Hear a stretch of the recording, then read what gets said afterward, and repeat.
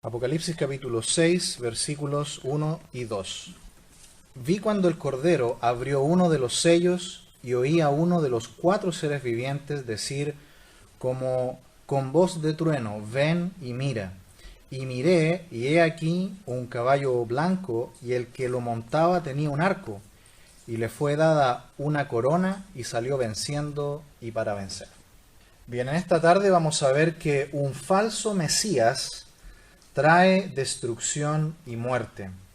Estamos viendo el libro de Apocalipsis, que es una revelación del Padre. El Padre revela a su Hijo, que es la máxima revelación de Dios para los hombres. El Señor Jesucristo es entonces el revelador del Padre. Incluso como lo dice Juan capítulo 1, versículo 18, Jesús es la exégesis del Padre. Hemos visto hasta aquí, en los capítulos 1 al 3 de Apocalipsis, que la iglesia, ¿dónde está? La iglesia está en la tierra, en los primeros 3 capítulos. Pero luego, capítulos 4 y 5, hay adoración en los cielos. ¿Y la iglesia dónde está? La iglesia está en el cielo, adorando a Dios. Capítulos 6 hasta el 19, la iglesia desaparece por completo del libro. El libro ahora va a tratar totalmente de los juicios y de la ira de Dios sobre la tierra, luego de que la humanidad ha rechazado a su Hijo Jesucristo. Y es que este tiempo llamado la Gran Tribulación, que son los capítulos 6 al 19, son un tiempo en que Dios va a tratar con las naciones y con Israel. La iglesia no pasará este tiempo. Por ejemplo, 1 Tesalonicenses 1:10 dice, y esperar desde los cielos a su Hijo, el cual le resucitó de los muertos, a Jesús, quien nos libra de la ira venidera. También aquí mismo en Apocalipsis capítulo 3, versículo 10, dice, por cuanto has guardado la palabra de mi paciencia, yo también te guardaré de la hora de la prueba que ha de venir sobre el mundo entero para probar a los que moran sobre la tierra. En el programa de Dios, la iglesia no está en esta parte de la historia de la humanidad. La iglesia ha sido llevada a los cielos, como aparece representada por los 24 ancianos en los capítulos 4 y 5. Este tiempo de gran tribulación, el Señor, cuando dio ese sermón escatológico, lo recuerda en Mateo capítulo 24, en el versículo 21 Jesús dice, porque habrá entonces gran tribulación, cual no la ha habido desde el principio del mundo hasta ahora, ni la habrá. Será un tiempo que de tantos juicios y catástrofes sobre la tierra como nunca se ha visto. Si hasta aquí hemos visto grandes cataclismos, catástrofes de todo tipo, lo que va a ocurrir en la gran tribulación no tiene comparación alguna en la historia. La expresión clave aquí es después de estas cosas. Ahí en el capítulo 1, versículo 19, hay un versículo que ayuda muy bien a poder, podríamos decir, bosquejar el libro, cuando se le dice a Juan, en palabras del mismo Señor Jesucristo, las cosas que has visto, las que son y las que han de ser después de estas. Y si ustedes se fijan a medida que va avanzando el libro, capítulo 4, versículo 1, dice, después de esto, y empieza a avanzar el tiempo. Y Juan sigue viendo lo que ocurrirá después en el futuro. Aquí capítulo 6, no hay ninguna duda que son eventos del futuro, no son cosas que han ocurrido antes. Lo que se va a narrar aquí, capítulo 6 hasta el capítulo 19, son cosas que nunca se han visto en la historia. Eventos catastróficos en secuencia que nunca se han visto. Solo una vez ocurrió algo similar. ¿Cuándo ocurrieron catástrofes en secuencia en el Antiguo Testamento? Y que sabemos que ocurrió. Antes del Éxodo, ¿no? En las plagas de Egipto. Pero ¿cuál es la diferencia de las catástrofes de la Gran Tribulación y las catástrofes de las 10 plagas de Egipto? Es muy lógico la diferencia. ¿Dónde ocurrieron las 10 plagas? Solo en Egipto. Fueron catástrofes y juicios locales, pero esto será en una escala mundial. En todo el mundo van a ocurrir estas catástrofes. Y por esa razón es que no hay ninguna duda que podemos situar estos eventos desde el capítulo 6 hasta el capítulo 19 en el futuro. La gran tribulación, o como también el profeta Daniel la ha presentado, como la semana 70 de Daniel. No sé si usted piensa así, pero a veces cuando pensamos en todas las personas que rechazan a Cristo, cuando nosotros les hablamos del Señor a ellos, pensamos que quizás no pasa nada, que no hay consecuencias para ellos. Pero la gran tribulación es una demostración de lo que Dios piensa sobre un mundo que rechaza a su Hijo. Algunos vivirán esta gran tribulación y otros la pueden oír aquí a través de su palabra, como en el día de hoy. Los propósitos de la gran tribulación, si lo puede anotar allí, están en Daniel capítulo 9 y versículo 24. 70 semanas están determinadas sobre tu pueblo y sobre tu santa ciudad. Se trata de Israel, ¿lo nota? Para terminar la prevaricación y poner fin al pecado y expiar la iniquidad, para traer la justicia perdurable y sellar la visión y la profecía y ungir al santo de los santos. El propósito entonces de la gran tribulación es poner la consumación final de los tiempos. El Señor Jesucristo vino en su primera venida como cordero, pero en la segunda venida vendrá como león. Vendrá a juzgar y a poner orden y a consumar la visión de los tiempos finales y a establecer su reino eterno. Vamos al versículo 1 entonces, dice: vi cuando el Cordero abrió uno de los sellos y oí a uno de los 4 seres vivientes decir, como con voz de trueno, ven y mira. En primer lugar, el versículo dice, el Cordero. ¿Quién es el Cordero? No hay duda, es el Señor Jesucristo. El mismo Juan lo identificó en el capítulo 5 y versículo 6. Y miré y vi en medio del trono y de los 4 seres vivientes, y en medio de los ancianos, estaba en pie un cordero como inmolado, que tenía 7 cuernos y 7 ojos, los cuales son los 7 espíritus de Dios enviados por toda la tierra. Es un cordero que está inmolado, es decir, tiene las marcas de la muerte, pero no está muerto, está vivo, dice que está en pie. Este versículo nos dice que cuando estemos en el cielo y veamos a nuestro Señor Jesucristo, Él todavía tendrá las marcas de la cruz en su cuerpo. De hecho, en los 40 días cuando estuvo resucitado y más de 500 testigos le vieron, recuerdan que incluso uno de los discípulos, Tomás, introdujo su mano en su costado y Él les mostró las manos y los pies que estaban horadadas. Las marcas del Señor con su cuerpo glorificado, resucitado, tiene las marcas de la cruz. Y aquí cuando Juan lo ve en el cielo, resucitado y glorificado, todavía las tiene. Dijimos también que el Señor Jesús entró, como dice también la epístola a los Hebreos, entró en el lugar santo en el cielo con su propia sangre, habiendo obtenido la victoria para limpiar los pecados de toda la humanidad. Y con esa autoridad entra al cielo, entra a la diestra del Padre. El Padre tiene el libro, el rollo con los 7 sellos, que muy posiblemente parecen ser el título de propiedad de la creación. Hasta aquí hemos visto que Satanás ha usurpado ese título. El apóstol Juan en su primera epístola, en el capítulo 5, dice que el mundo entero está bajo el maligno. Cuando Satanás tentó a Jesús ahí en Mateo capítulo 4, le dijo, te daré todos los reinos si postrado me adorares.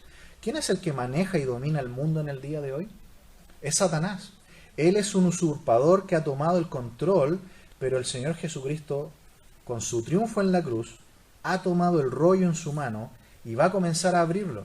Dijimos que este rollo es como un pergamino muy largo que está escrito por dentro y por fuera. Es decir, no le cabe nada más para escribir, no se le puede agregar nada.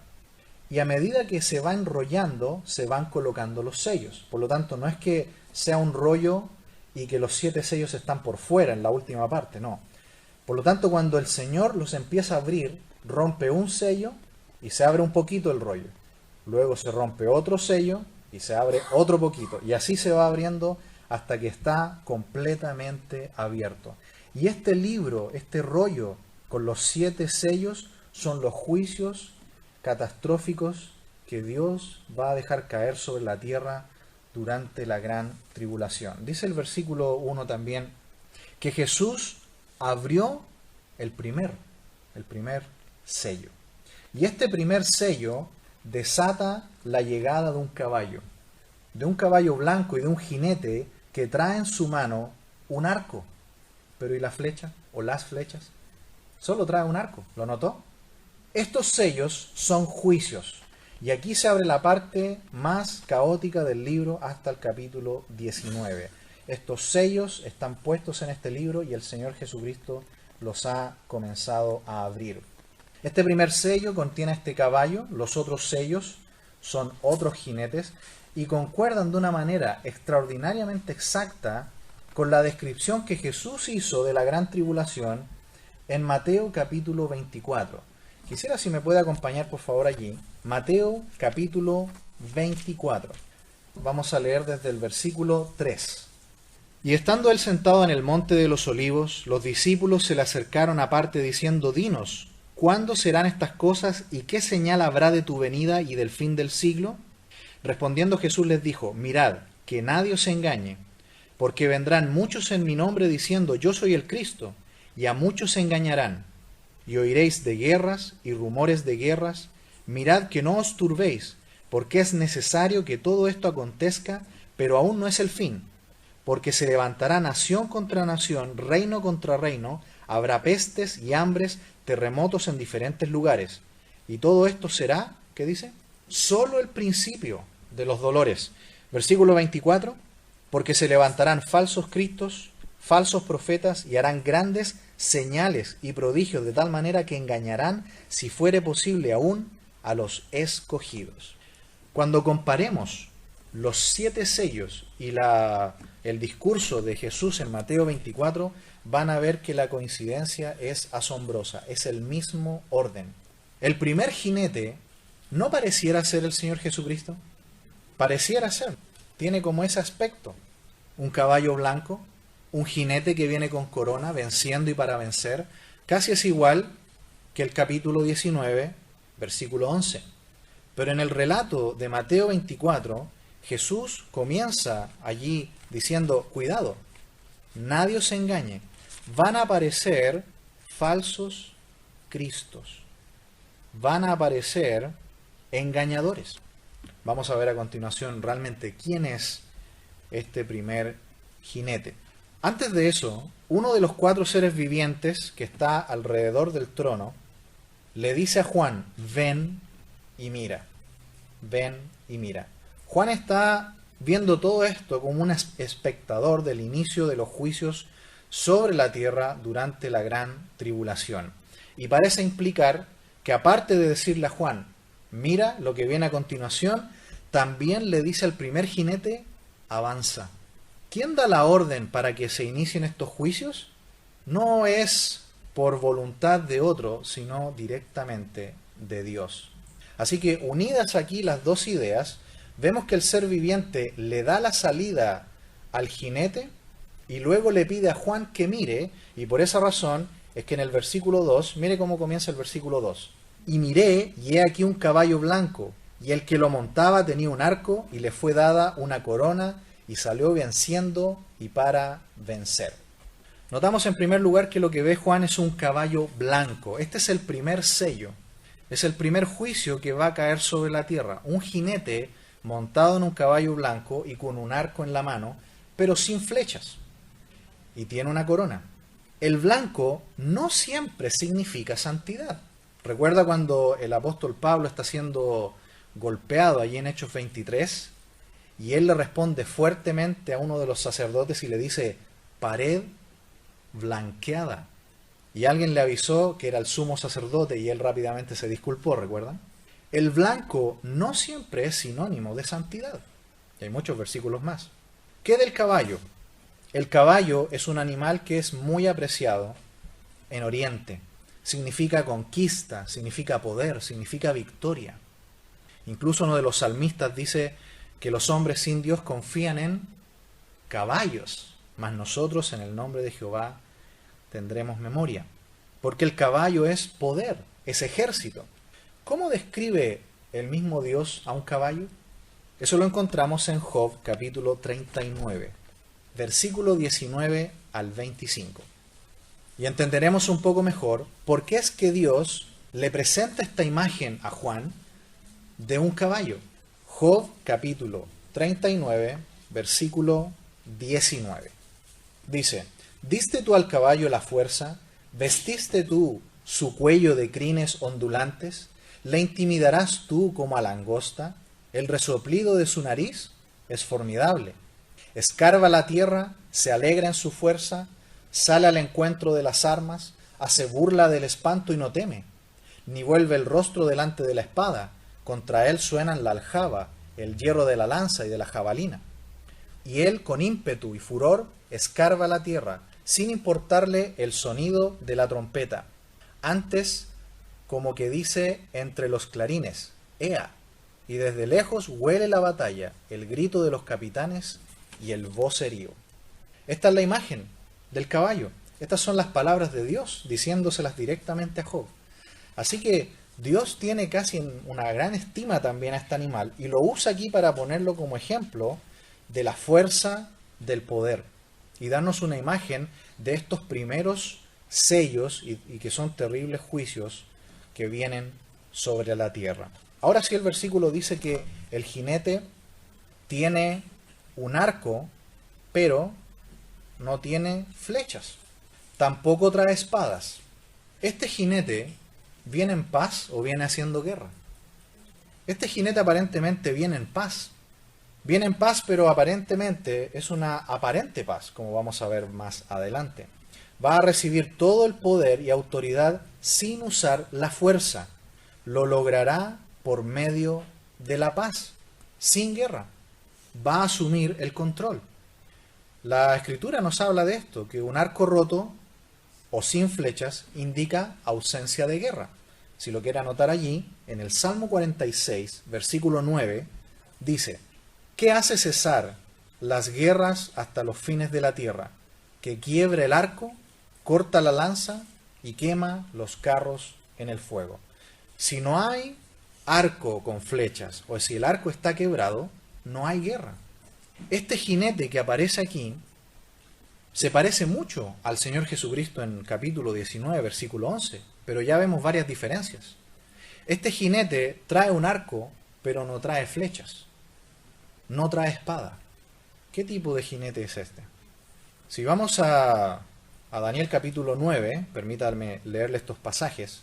Daniel capítulo 9, desde el versículo 26, vamos a ver que cuando se inicie la gran tribulación, y recordemos que este es el principio de la gran tribulación, Daniel redactó lo siguiente: sabe pues y entiende que desde la salida de la orden para restaurar y edificar Jerusalén hasta el Mesías príncipe habrá 7 semanas y 72 semanas.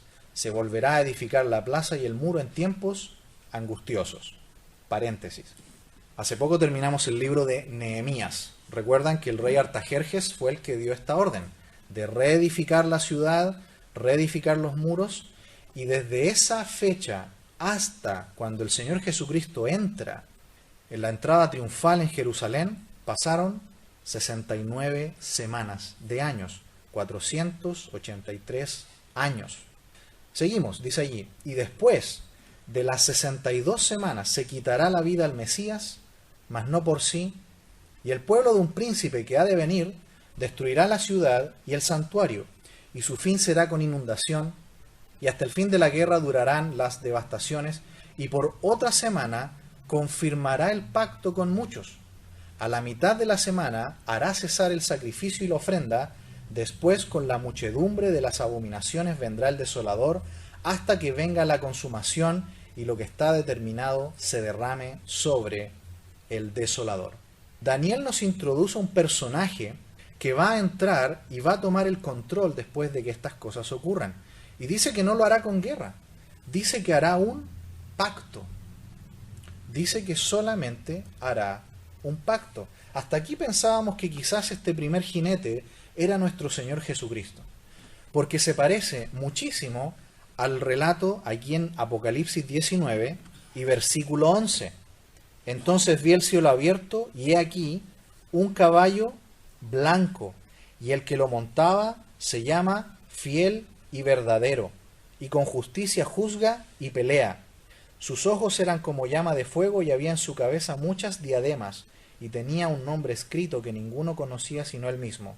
Estaba vestido de una ropa teñida en sangre y su nombre es el Verbo de Dios. y los ejércitos celestiales vestidos de lino finísimo, blanco y limpio, le seguían en caballos blancos. De su boca sale una espada aguda para herir con ella a las naciones, y él las regirá con vara de hierro. Y él pisa el lagar del vino del furor y de la ira del Dios Todopoderoso.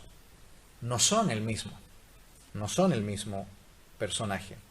Es muy evidente que el Señor Jesucristo retorna al final de la gran tribulación, pero este jinete aparece al principio de la gran tribulación. El Señor Jesucristo aparece en el último momento de la tribulación para defender a su pueblo Israel, para destruir a los enemigos y establecer su reino sobre la tierra. Pero este otro jinete del capítulo 6 aparece para tomar el control durante el tiempo de la gran tribulación. El Señor Jesús, cuando vuelva, de acuerdo al libro de Zacarías, bajará y posará sus pies sobre el monte de los olivos, y todos le verán. No puede ser tampoco el Señor Jesús, porque ¿quién da la orden al jinete de salir en el versículo 1? Un ángel, uno de los seres vivientes. Nunca se ve en la Escritura que un ángel le dé órdenes a Dios, mucho menos al Señor Jesucristo. Además, el Señor Jesucristo es quien está abriendo el rollo. Por lo tanto, ¿cómo va a estar abriendo el rollo y luego saliendo como uno de los jinetes? Tampoco concuerda. Algunos han pensado a través de la historia que era uno de los emperadores romanos. Otros creen que es el Evangelio, y así muchos intérpretes lo ven. Pero todo parece indicar que este jinete del versículo 1 y versículo 2 es un falso Mesías que aparecerá al principio de la gran tribulación. Note que el versículo también dice, le fue dada una corona. Le fue dada. El Señor Jesucristo, por ser Dios, es dueño de todo honor y toda dignidad. Y la palabra en el original griego es diferente. ¿Recuerdan cuál es la corona que tendrán los creyentes en el tribunal de Cristo? ¿Qué tipo de coronas vamos a recibir por la gracia de Dios? Vamos a recibir unas coronas que se llaman estéfanos, ¿no? Que son como ramitas de laurel. Y son las coronas del vencedor, las coronas de los vencedores, de los que en los Juegos Olímpicos, en ese tiempo se llamaban los Juegos Ítmicos, recibían cuando ganaban las competencias. Y esa es la corona que aparece aquí en Apocalipsis 6. Por eso que se dice que este jinete viene venciendo y para vencer. Pero en Apocalipsis 19:11, ¿qué cosa trae el jinete, que es el Señor Jesucristo? Trae diademas. Y esa es la corona de un rey. Por lo tanto, no hay ninguna duda que son dos jinetes distintos. No hay duda que el Señor Jesucristo es el jinete del capítulo 19, pero este de acá no. Este es otro jinete. Trae una corona de vencedor. Viene y entra como un impostor.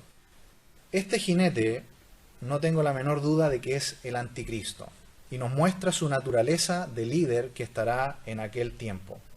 Un líder mundial que entrará aparentando ser bueno, pero que luego demostrará su verdadero rostro. Acompáñame por favor a 2 de Tesalonicenses capítulo 2, versículo 3. ¿Lo tenemos? ¿Sí? Nadie os engañe en ninguna manera, porque no vendrá sin que antes venga la apostasía y se manifieste el hombre de pecado, el hijo de perdición, el cual se opone y se levanta contra todo lo que se llama Dios o es objeto de culto, tanto que se sienta en el templo de Dios como Dios, haciéndose pasar por Dios. Versículo 8. Y entonces se manifestará aquel inicuo, a quien el Señor matará con el espíritu de su boca y destruirá con el resplandor de su venida. Inicuo, cuyo advenimiento es por obra de Satanás, con gran poder y señales y prodigios mentirosos. Este es el personaje que aparece aquí en el capítulo 6 de Apocalipsis. Y vemos que no todo es milagro es de Dios. Este es un experto en engañar y de hacerse pasar por Dios. También en el libro de Daniel, usted lo puede anotar ahí en el capítulo 7, cuando Daniel ve la visión de las bestias terribles, ¿la recuerdan? Que simbolizaban los grandes imperios de la historia de la humanidad. El primero era un león, que simbolizaba Babilonia. Luego había uno que era un leopardo, que simbolizaba a los medo-persas. Luego un oso, que simbolizaba a los griegos, y finalmente una bestia terrible con 10 cuernos que simbolizaba a Roma. Pero algo interesante que se menciona en el versículo 8 y después en el 20 en adelante de Daniel capítulo 7, es que de esta última bestia surge un cuerno pequeño que tiene ojos y boca de hombre y que habla grandes cosas. Hablará en contra de Dios y querrá ser igual a Dios. Daniel capítulo 7 y versículo 20. Quisiera leer primero el versículo 8. Mientras yo contemplaba los cuernos, he aquí que otro cuerno pequeño salía entre ellos, y delante de él fueron arrancados 3 cuernos de los primeros, y he aquí que ese cuerno tenía ojos como de hombre y una boca que hablaba grandes cosas. Versículo 13. Miraba yo en la visión de la noche, y he aquí con las nubes del cielo venía uno como un hijo de un hombre, que vino hasta el anciano de días, y le hicieron acercarse delante de él, y le fue dado dominio, gloria y reino, para que todos los pueblos, naciones y lenguas le sirvieran. Su dominio es dominio eterno que nunca pasará, y su reino uno que no será destruido. Versículo 20. Asimismo, acerca de los 10 cuernos que tenía en su cabeza y del otro que le había salido, delante del cual habían caído 3, y este mismo cuerno tenía ojos y boca que hablaba grandes cosas, y parecía más grande que sus compañeros, y veía yo que este cuerno hacía guerra contra los santos y los vencía, hasta que vino el anciano de días, y dio el juicio a los santos del Altísimo, y llegó el tiempo y los santos recibieron el reino. Dijo así: la cuarta bestia será un cuarto reino en la tierra, el cual será diferente de todos los otros reinos, y a toda la tierra devorará, trillará y despedazará. Y los 10 cuernos significan que de aquel reino se levantarán 10 reyes, y tras ellos se levantará otro, el cual será diferente de los primeros, y a 3 reyes derribará, y hablará palabras contra el Altísimo, y a los santos del Altísimo quebrantará, y pensará en cambiar los tiempos y la ley, y serán entregados en su mano hasta tiempo, tiempos y medio tiempo. Pero se sentará el juez, y le quitarán su dominio, para que sea destruido y arruinado hasta el fin, y que el reino y el dominio y la majestad de los reinos debajo de todo el cielo sea dado al pueblo de los santos del Altísimo, cuyo reino es eterno, y todos los dominios le servirán y obedecerán. Aquí fue el final de sus palabras. En cuanto a mí, Daniel, mis pensamientos me turbaron y mi rostro se demudó, pero guardaré el asunto en mi corazón. Daniel fue el primero en ver todo esto. De este hombre que vendrá en el futuro y que tomará el lugar de Cristo, haciéndose pasar por Cristo, pero es un falso Mesías y traerá muerte y destrucción. El apóstol Juan en su primera epístola dice que el espíritu del anticristo ya está en el mundo y que se refiere a todos aquellos que niegan que Jesús es el Hijo de Dios, todos aquellos que niegan que Dios se ha encarnado, en el capítulo 4 de Primera de Juan. Hay muchos grupos que hoy día hablan de que Jesús no es Dios. Dicen que Jesús es un ser creado, como un ángel. Por ejemplo, también la Iglesia Católica Romana dice que los santos y María son también mediadores entre Dios y los hombres, y que el hombre puede salvarse a través de sus buenas obras. La palabra de Dios es muy clara, que hay un solo mediador entre Dios y los hombres, Jesucristo, hombre, y que solamente podemos ser salvos por gracia, por medio de la fe, porque si es por obras, ya no es por gracia. Jesucristo, nuestro Señor Jesucristo, es el único y verdadero Mesías, es el único que le puede dar salvación y perdón de pecados al ser humano. Vemos aquí que Satanás siempre quiere imitar a Dios. Quiere ser semejante al Altísimo, y este anticristo es la versión maligna del verdadero Hijo de Dios, un falso Mesías que engañará incluso al pueblo de Israel. Muchos creen en falsos dioses, creen incorrectamente en la Biblia y en Cristo, pero solamente nuestro Señor Jesucristo, muerto en la cruz, resucitado y recibido arriba en gloria, es el único Salvador suficiente para la humanidad. Oremos.